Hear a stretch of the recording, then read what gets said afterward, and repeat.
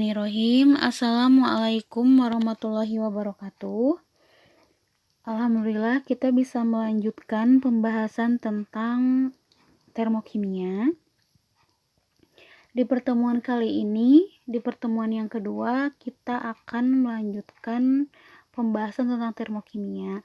Nah, setelah di pertemuan pertama, kita membahas tentang pengertian termokimia dan juga jenis-jenis entalpi. Nah, pada kesempatan kali ini kita akan melanjutkan dengan membahas bagaimana caranya menentukan entalpi reaksi. Penentuan entalpi reaksi ini bisa dilakukan dengan berbagai macam cara ya. Yang pertama adalah berdasarkan kalorimetri. Nah, dari namanya kalorimetri berarti kita menggunakan suatu alat yang disebut sebagai kalorimeter. Apa itu kalorimeter? Kalorimeter adalah suatu sistem terisolasi. Ya, dia ini berupa alat. Nah, sistem terisolasi di sini maksudnya dia tidak ada pertukaran materi maupun energi dengan lingkungan di luar si kalorimeter ini. Kalorimeter ini ada dua jenis. Yang pertama ada kalorimeter biasa, yang kedua ada kalorimeter bom ya. Namun prinsip kerja dari kalorimeter ini sama ya dengan mengukur kenaikan suhu di dalam kalorimeter. Nah, dengan mengukur suhu di dalam kalorimeter kita dapat menentukan jumlah kalornya. Rumusnya ada di sini ya. Q air sama dengan M dikali C dikali delta T dengan rincian Q air itu adalah jumlah kalori, M adalah massa air, kemudian C kecil adalah kalor jenis air ya, yang ada di dalam kalorimeter, kemudian delta T adalah kenaikan suhu larutan yang ada di dalam kalorimeter. Kemudian dengan rumus Q bom sama dengan C besar atau C kapital dikali delta T. Q bom di sini adalah jumlah kalori, kemudian C kapital adalah kapasitas kalor, kemudian delta T adalah kenaikan suhu larutan yang ada dalam kalorimeter. Untuk kalori sederhana bisa dicari dengan rumus di bawah ini. Oke, next ya. Yang kedua berdasarkan hukum Hess. Nah, hukum Hess ini berkaitan dengan reaksi-reaksi yang dapat dilangsungkan menurut dua atau lebih cara. Yaitu contohnya reaksi antara karbon dengan oksigen membentuk karbon dioksida. Ini reaksinya ya, bisa diketahui nilai entalpinya adalah min 394 kJ. Ini kalau dia pakai cara langsung. Tapi kalau cara hukum Hess itu kan ada tahap 1, tahap 2. Nah, tapi meskipun dalam hukum Hess ini dia menggunakan perhitungannya tahap 1, tahap 2, tapi tetap nilai entalpinya sama, min 394 kJ. Selanjutnya, penentuannya bisa juga berdasarkan tabel entalpi pembentukan. Ini salah ketik ya, harusnya mah entalpi. Dalam zat ini, zat bereaksi dianggap terlebih dahulu terurai menjadi unsur-unsurnya. Kemudian unsur-unsur itu bereaksi membentuk zat produk. Bisa dicari dengan rumus seperti ini ya. Entalpi sama dengan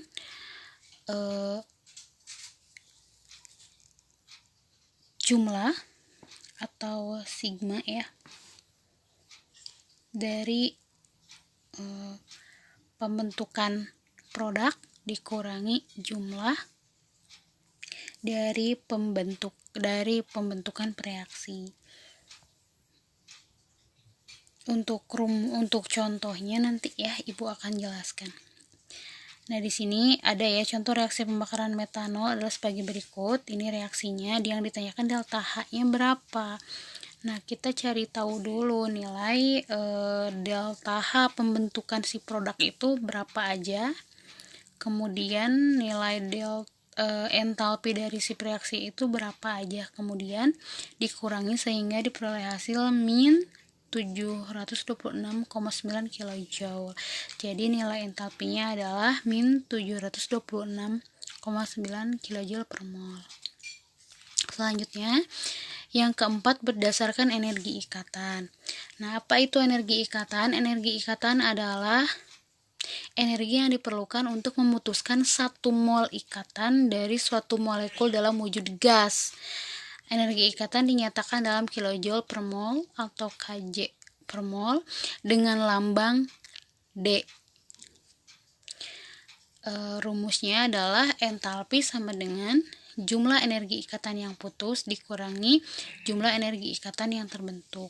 Nah, tapi sebelumnya kita itu harus tahu dulu bentuk ikatan di reaktannya seperti apa, bentuk ikatannya di produk itu seperti apa, sehingga kita bisa mengetahui energi ikatan dari setiap atom-atom yang terlibatnya itu berapa jumlahnya gitu. Biasanya untuk nilai-nilai energi ikatannya itu biasanya sudah disediakan tabel. Ini adalah energi bahan bakar ya. Oke, untuk pembahasan cara-cara penentuan nilai entalpi sampai sini. Nah, kita akan lanjut ke pembahasan soal berikutnya.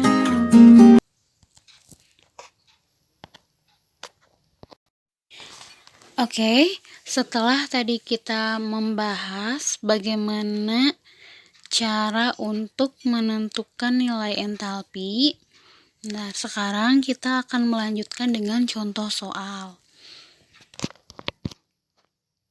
Nah, tadi kita kan udah membahas ya bahwa untuk menentukan nilai entalpi bisa dengan berbagai cara. Yang pertama adalah menggunakan kalorimeter. Nah, ini Ibu akan membahas dulu contoh soal penentuan nilai entalpi dengan menggunakan kalorimeter.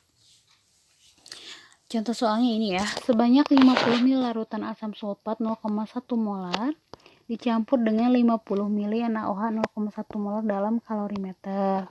Suhu awal reaksi adalah 25, namun suhu setelah keduanya dicampur berubah menjadi 32 derajat Celcius. Tentukan perubahan entalpi reaksi yang terjadi jika diketahui massa jenis larutan adalah 1 gram per mililiter dan kalori jenisnya adalah 4,18 joule per gram derajat Celcius. Dari soal kita memperoleh data massa, berarti massa total asam sulfat dan NaOH dikali rho air adalah 100 ml dikali 1 gram per mililiter adalah 100 gram. Kemudian nilai C adalah 4,18 joule gram derajat Celcius. C ini adalah kalori jenis ya, C kecil adalah kalori jenis. Kemudian nilai delta T-nya tinggal dikurangi ya, 32 kurangi 25 hasilnya 7 derajat Celcius. Kemudian kita cari jumlah mol dengan rumus M dikali P. M adalah molaritas, kemudian V adalah volume, sehingga diperoleh nilai 5 kali 10 pangkat min 3 mol. Kita cari dulu Q larutannya dengan rumus Q larutan sama dengan M dikali C dikali delta T. Kita masukkan dari data yang kita peroleh sehingga dihasilkan data nilai Q larutan adalah 2926 joule, tapi karena harus dalam kilojoule jadi kita konversi sehingga nilainya menjadi 2,926 kilojoule. Kemudian setelah itu karena yang dicarinya adalah delta H, kita cari dengan rumus delta H sama dengan min Q larutan dibagi N. Q larutannya adalah Q yang kita peroleh tadi sebesar 2,926 kJ dibagi N. N ini adalah jumlah mol yang tadi ya, 5 kali 10 pangkat min 3 mol, sehingga diperoleh hasil delta H sama dengan min 58,52 kJ per mol. Nah, ini tandanya selalu min ya untuk yang kalorimeter. Karena kan sifatnya itu adalah reaksinya exo ya. Kemudian yang kedua, berdasarkan hukum Hess. Nah, hukum Hess itu berbunyi kalau reaksi hanya bergantung pada keadaan awal dan keadaan akhir, tidak bergantung pada jalannya reaksi atau jumlah tahapan reaksi. Contohnya diketahui reaksi dari pembentukan CO adalah C solid ditambah setengah O2 gas sehingga menjadi CO gas dengan nilai entalpi adalah min 11 kJ. Berarti reaksinya adalah ekso. Kemudian yang reaksi kedua adalah CO gas ditambah setengah O2 gas menghasilkan CO2 gas. Entalpinya adalah min 283 kJ. Tentukan entalpi pembentukan CO2. Dijawab, lihat di sini. Di reaksi yang pertama ini reaktan dan produknya ya sama posisinya ya. CO2-nya ada di produk dan CO2 yang satunya lagi juga sama di produk, sehingga kita tidak perlu memutar arahnya. Tapi kalau misalkan posisinya itu dibalik, ya misalkan dari reaksinya itu CO2 terurai menjadi CO gas ditambah setengah O2 gas, nah baru kita balik posisinya. Kalau udah kayak gini sesuai dengan pertanyaan ya, karena yang ditanyakan adalah tentukan entalpi pembentukan CO2, jadi tidak ada yang perlu diputar, sehingga kita bisa langsung menghitung berapa jumlah dari entalpi pembentukan CO2, yaitu min 394 kJ.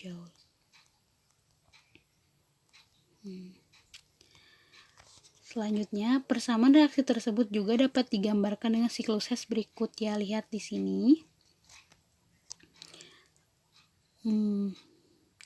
Di yang pertama ya, yang ini si karbon bentuknya solid, dia ketemu sama O2. Nah, kemudian ini ya, delta H-nya itu adalah min 111 atau min 111 kJ. Kemudian selanjutnya dia bereaksi lagi sehingga nilai delta H2-nya adalah min 283 kJ, sehingga pada akhirnya dia membentuk gas CO2 gas dengan nilai delta H3-nya adalah, tinggal ditambahin aja ya, menjadi min 394 kJ. Ini kalau kita gambarkan lengkap dengan siklus Hess-nya. Nah, kesimpulannya adalah entalpi ketiga itu adalah jumlah dari entalpi pertama dan kedua. Selanjutnya, yang ketiga, cara penentuan nilai entalpi reaksi itu berdasarkan data entalpi pembentukan. Ini ya rumusnya, seperti yang sudah dibahas di slide tadi. Nah, langsung ke contoh. Tentukan delta H reaksi berikut. Metana CH4 gas bereaksi dengan 2O2 gas menghasilkan CO2 gas ditambah 2H2O liquid. Jika diketahui delta HF atau pembentukannya ya, delta HF untuk pembentukan CH4 adalah min 75 kJ per mol, sedangkan delta pembentukan untuk H2O adalah min 285 kJ per mol. Berarti delta H reaksinya berapa? Ya tinggal di iniin aja. Lihat berdasarkan reaksi kan, delta HFCO2 ditambah delta HF untuk CO2 berapa, kemudian ditambah 2 dikali delta HF H2O. Kenapa 2? Karena kan di sini di produk itu H2O-nya ada 2. Kemudian dikurangi delta HF di reaksinya, untuk yang metananya berapa, untuk yang delta H CO2-nya berapa, sehingga diperoleh hasil adalah min 898 kJ per mol. Perlu digarisbawahi bahwa selanjutnya penentuan nilai entalpi berdasarkan energi ikatan rata-rata. Apa itu energi ikatan? Energi ikatan adalah energi atau kalor yang diperlukan untuk memutuskan 1 mol ikatan dari suatu molekul dalam wujud gas.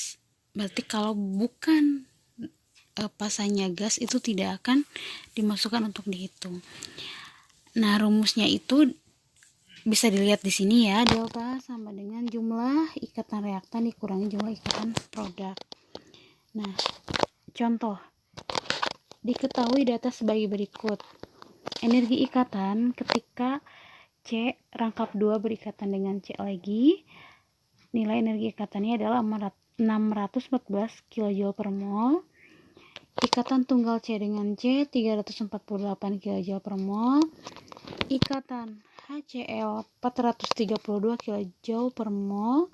Ikatan C dengan Cl adalah 328 kJ per mol, dan ikatan C dengan H adalah 413 kJ per mol.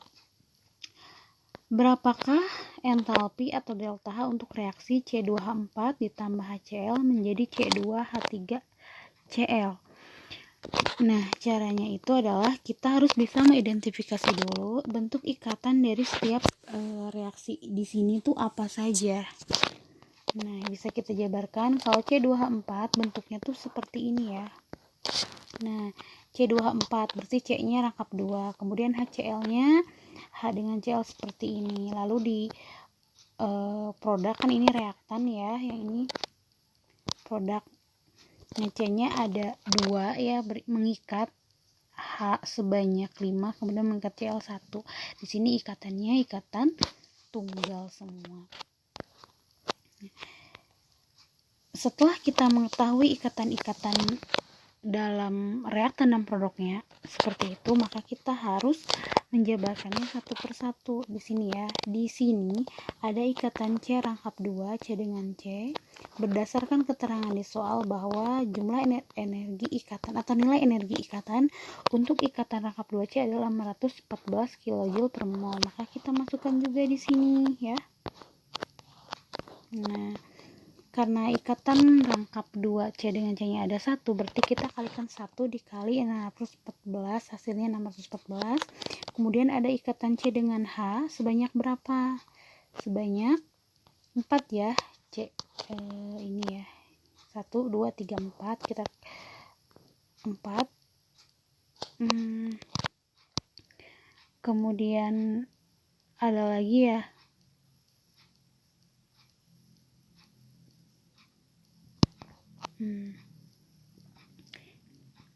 kita kalikan berdasarkan jumlahnya ya. Ini kan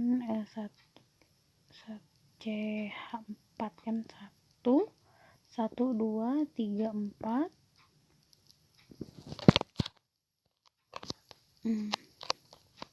Kemudian ikatan H dengan Cl 1 ya.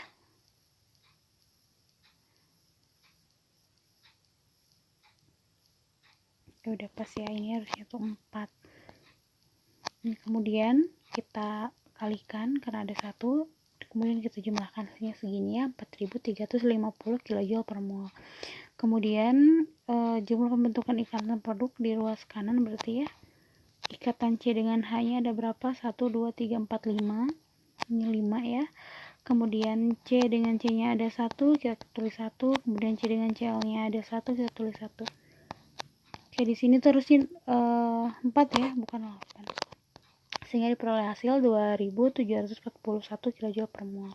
Kita udah tahu jumlah masing-masing energi ikatan pada reaktan dan pada produk, sehingga berdasarkan rumus kalau kita cari nilai delta H atau entalpinya, tinggal dikurangi jumlah energi ikatan di ruas kiri atau di reaktan dikurangi jumlah energi ikatan di ruas kanan atau di produk, sehingga dihasilkan nilai delta H sebesar 1609 kJ per mol. Oke, ini adalah cara penentuan delta H yang terakhir ya. Semoga kalian paham. Terima kasih. Wassalamualaikum warahmatullahi wabarakatuh.